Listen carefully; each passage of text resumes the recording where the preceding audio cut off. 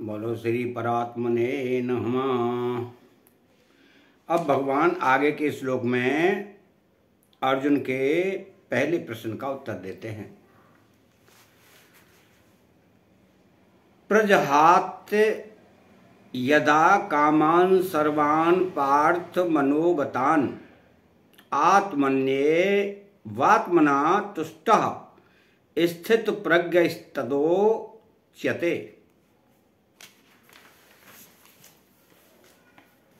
पार्थ, हे प्रथानंदन, यदा जिस काल में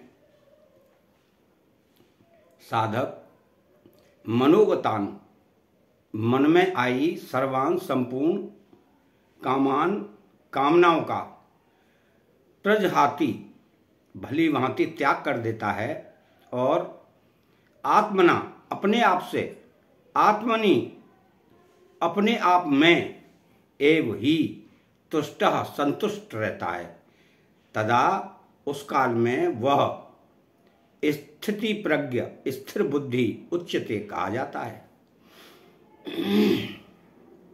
अर्थात गीता की ये एक शैली है कि जो साधक जिस साधन कर्मयोग भक्ति योग आदि के द्वारा सिद्ध होता है उसी साधन से उसकी पूर्णता का वर्णन किया जाता है।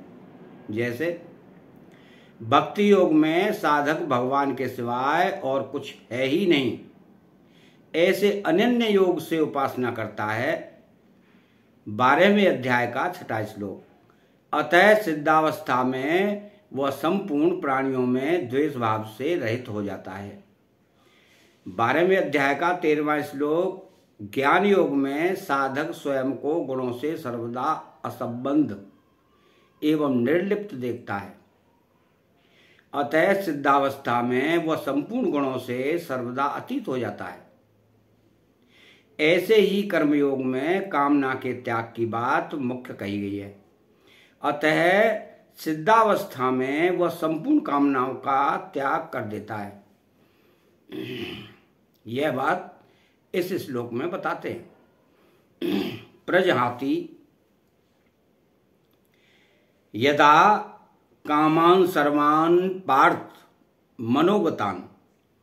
इन पदों का तात्पर्य यह हुआ कि कामना न तो स्वयं में है और न मन में ही है।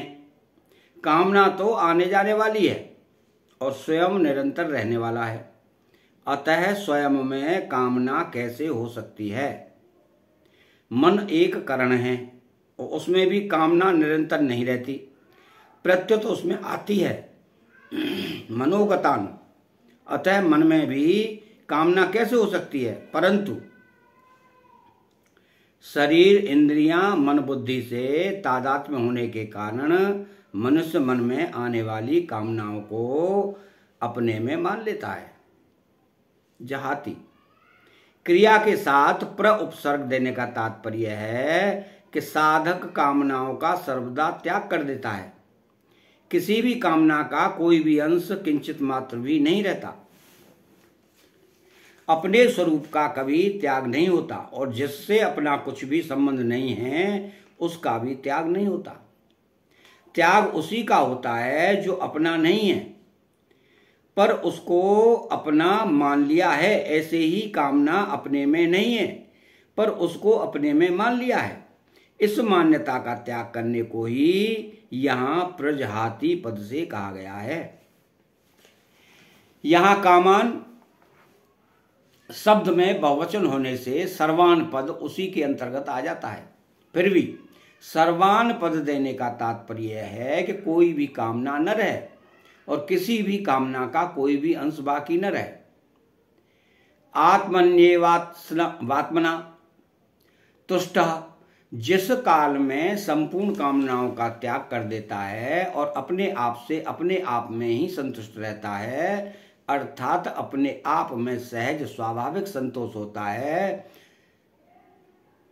संतोष दो तरह का होता है, एक संतोष गुण है और एक संतोष स्वरूप है। अंतःकरण में किसी प्रकार की कोई भी इच्छा ना हो, यह संतोष गुण है, और स्वयं में असंतोष का अत्यंताभाव है, यह संतोष स्वरूप है। यह स्वरूप भूत संतोष स्वतः सर्वदा रहता है। इसके लिए कोई अभ्यास या विचार नहीं करना पड़ता। स्वरूप भूत संतोष में प्रज्ञा बुद्धि स्वतः स्थिर रहती है। स्थित प्रज्ञस्तदुच्यते। स्वयं जब बहुशाखाओं में अनंत कामनाओं को अपने में मानता है, उस समय भी वास्तव में कामनाएं अपने में नहीं थी, स्वयं स्थिति प्रज्ञ ही था। परंतु उस समय अपने में कामनाएं मानने के कारण बुद्धि स्थिर न होने से वह स्थिति प्रज्ञ नहीं कहा जाता है, अर्थात उसको अपनी स्थित प्रज्ञता का अनुभव नहीं होता।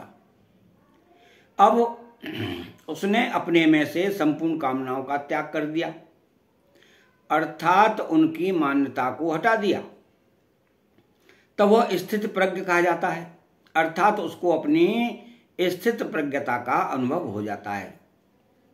साधक को बुद्धि को स्थिर बनाता है, परंतु कामनाओं का सर्वदा त्याग होने पर बुद्धि को स्थिर बनाना नहीं पड़ता, वह स्वतः स्वाभाविक स्थिर हो जाती है। कर्मयोग में साधक का कर्म से ज्यादा संबंध रहता है। उसके लिए योग में आरूढ़ होने में भी कर्म कारक है। आर्क्षोर्मुनेर योगम कर्म कारण मुच्यते। इसलिए कर्मयोगी का कर्मों के साथ संबंध साधक अवस्था में भी रहता है और सिद्धावस्था में भी। सिद्धावस्था में कर्मयोगी के द्वारा मर्यादा के अनुसार कर्म होते रहते हैं, जो दूसरों के लिए आदर्श होते हैं। इसी बात को भगवान ने चौथे अध्याय में कहा है कि कर्मयोगी कर्म करते हुए निर्लिप्त रहता है और निर्लिप्त रहते हुए ही कर्म करता है। कर्मण्य कर्म यह पश्येद कर्मणि च कर्म यह।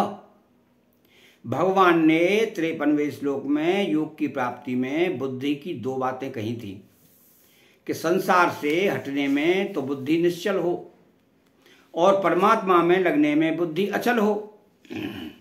अर्थात निश्चल कहकर संसार का त्याग बताया और अचल कहकर परमात्मा में स्थिति बताई। उन्हीं दो बातों को लेकर यहाँ यदा और तदा पद से कहा गया है कि जब साधक कामनाओं से सर्वथा रहित हो जाता है और अपने स्वरूप में ही संतुष्ट रहता है, तब वह स्थिति प्रज्ञ कहा जाता है। तात्पर्य यह है कि जब तक कामना का अंश रहता है, सर्वदा अभाव हो जाता है, तब वह सिद्ध कहलाता है। इन्हीं दो बातों का वर्णन भगवान ने इस अध्याय की समाप्ति तक दिया है। जैसे यहाँ प्रजहाति यदा कामान न सर्वान पदों से संसार का त्याग बताया और फिर आत्मन्येवात्मना तुष्टा पदों से परमात्मा में स्थिति बताई। तो 56वें श्लोक पे पहले भाग में 3 चरणों में संसार का त्याग और स्थिति धीर गुने पद से परमात्मा में स्थिति बताई। 57वें और 58वें श्लोक में पहले संसार का त्याग बताया और फिर तस्य प्रज्ञा प्रतिष्ठिता पदों से परमात्मा में स्थिति बताई। 59वें श्लोक के पहले भाग में संसार का त्याग बताया और परम दृष्टवा पदों से परमात्मा में स्थिति बताई। 60वें श्लोक से 61वें श्लोक तक पहले संसार का त्याग बताया और फिर युक्त आसित मत्परः आदि पदों से परमात्मा में स्थिति बताई। 62वें से 65वें श्लोक तक पहले संसार का त्याग बताया और फिर बुद्धि पर्यवर्तिष्ठते पदों से परमात्मा में स्थिति बताई। पहले संसार का त्याग बताया और फिर तस्य प्रज्ञा प्रतिष्ठिता पदों से परमात्मा में स्थिति बताई। 69 श्लोक में यहाँ निशा सर्वभूतानाम तथा यस्याम जागृति भूतानि पदों से संसार का त्याग बताया और तस्याम जागृति संयमी तथा सा निशा पश्चितो पुनः है पदों से परमात्मा में स्थिति बताई। 70वें 71वें श्लोक में पहले संसार का त्याग बताया और फिर शांति मद गच्छति पदों से परमात्मा में स्थिति बताई। 72वें श्लोक में नैनाम प्राप्य विमोहयति पदों से संसार का त्याग बताया और ब्रह्म निर्वाण मृक्षति आदि पदों से परमात्मा में स्थिति बताई। तो परिसृष्टि भाव में एक विभाग अस्थिर बुद्धि वालों का है और एक विभाग स्थिर बुद्धि वालों का है। अस्थिर बुद्धि वालों की बात तो पहले कह दी, अब स्थिर बुद्धि वालों की बात 55वें से 71वें श्लोक तक कहते हैं। जिस समय साधक सांसारिक रुचि का त्याग करके अपने स्वरूप में स्थित रहता है उस समय वह स्थिर बुद्धि वाला कहा जाता है। जिसका परमात्मा का उद्देश्य होता है उसकी बुद्धि एक निश्चय वाली होती है, क्योंकि परमात्मा भी एक ही है, परंतु जिसका संसार का उद्देश्य होता है उसकी बुद्धि असंख्य कामनाओं वाली होती है, क्योंकि सांसारिक वस्तुएं असंख्य हैं। दूसरे अध्याय का 41वां श्लोक ये बताता है, समता की प्राप्ति के लिए बुद्धि की स्थिरता बहुत आवश्यक है। पातंजल योग दर्शन में तो मन की स्थिरता वृत्ति निरोध को महत्व दिया है, पर गीता बुद्धि की स्थिरता उद्देश्य की दृढ़ता को ही महत्व देती है। कारण कि कल्याण प्राप्ति में मन की स्थिरता का महत्व उतना नहीं है जितना बुद्धि की स्थिरता का महत्व है। मन की स्थिरता से लौकिक सिद्धियां प्राप्त होती हैं, पर बुद्धि की स्थिरता से पारमार्थिक सिद्धि कल्याण प्राप्ति होती है। कर्म योग में बुद्धि की स्थिरता ही मुख्य है। अगर मन की स्थिरता होगी तो कर्म योगी कर्तव्य कर्म कैसे करेगा? कारण कि मन स्थिर होने पर बाहरी क्रियाएं रुक जाती हैं। भगवान भी योग समता में स्थित होकर कर्म करने की आज्ञा देते हैं। तो योगस्थ कुरु कर्माणि प्रजहाति और कामंस बरवान पद देने का तात्पर्य है कि किंचित मात्र भी कामना न रहे, पूरा का पूरा त्याग हो जाए, कारण कि यह कामना ही परमात्मा प्राप्ति में खास बाधक है। अतः 55वां श्लोक यहां समाप्त हुआ। चैनल को सब्सक्राइब करें, बेल आइकन घंटी को दबाएं और कमेंट में श्री राधे कृष्णा लिखें। आपका बहुत बहुत धन्यवाद। जय श्री कृष्णा।